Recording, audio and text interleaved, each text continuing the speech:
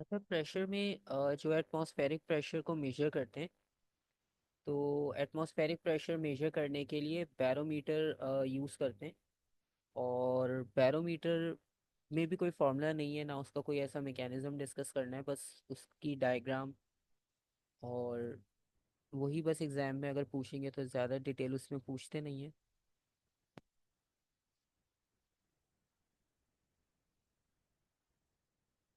क्योंकि जो आईजीसीएसई और ओ लेवल्स में न्यू सिलेबस में मैनोमीटर को एक्सक्लूड किया है, तो मैनोमीटर एएस में इंक्लूडेड है और उसके क्वेश्चंस भी आपको काफ़ी सारे मिल जाएंगे। तो मोस्टली क्वेश्चंस जो होंगे कैलकुलेशन बेस्ड, वो मैनोमीटर से पूछे जाएंगे, क्योंकि बैरोमीटर की कोई ऐसी कैलकुलेशन वर्किंग नहीं है उसमें। तो इसलिए बैरोमीटर के क्वेश्चंस नहीं इतने बनते। और बैरोमीटर में बेसिकली वर्किंग सिंपल सी थी कि अगर आपके पास एक सिंपल कंटेनर में,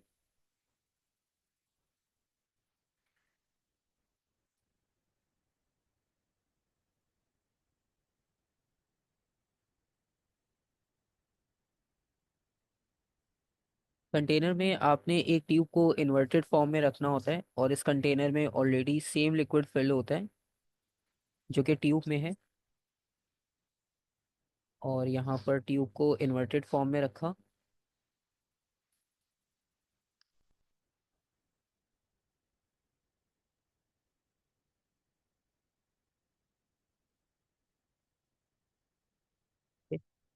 और जो इसमें लिक्विड फिल किया है वो मरकरी है, और सेम लेवल मरकरी का ट्यूब में भी मिल जाएगा आपको। और ये जो पार्ट एम्प्टी है, ये वैक्यूम होगा।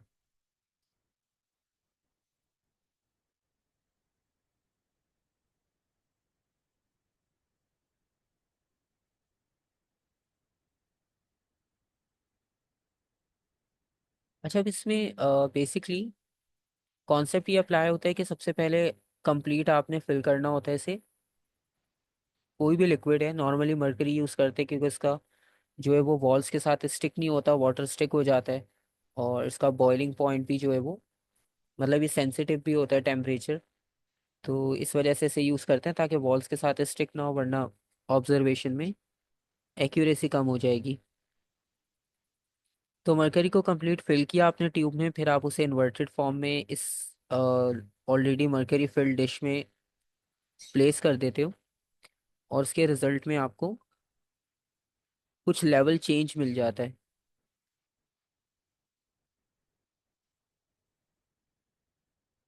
मरकरी। और इसमें भी मरकरी है सेम। तो अब ये जो लेवल थोड़ा सा चेंज होता है, ये लेवल चेंज इस वजह से होता है क्योंकि इसमें अब कंप्लीट लिक्विड है। इसमें कोई भी एयर पार्टिकल नहीं है। एयर पार्टिकल सिर्फ बाहर डायरेक्शन से एक्ट कर रहे होंगे, इस तरह से।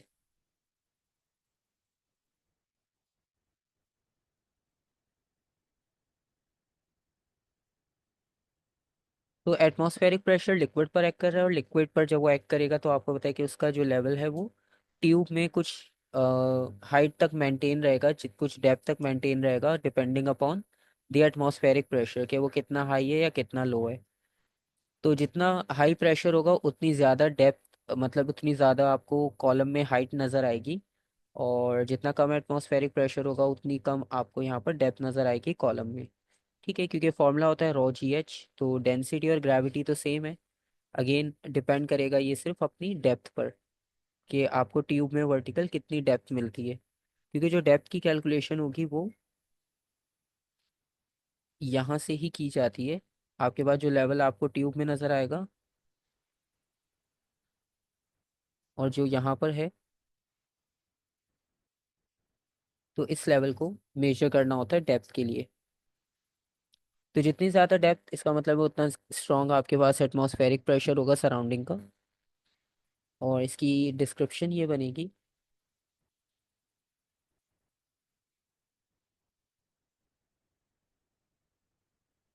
Atmospheric pressure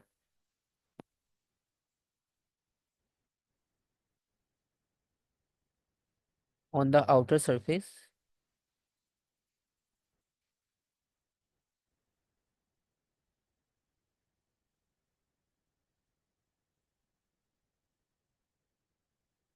of mercury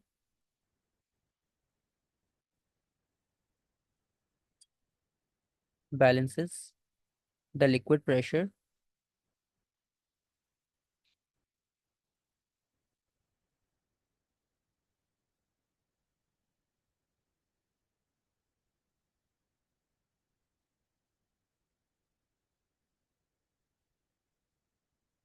on the inside of tube।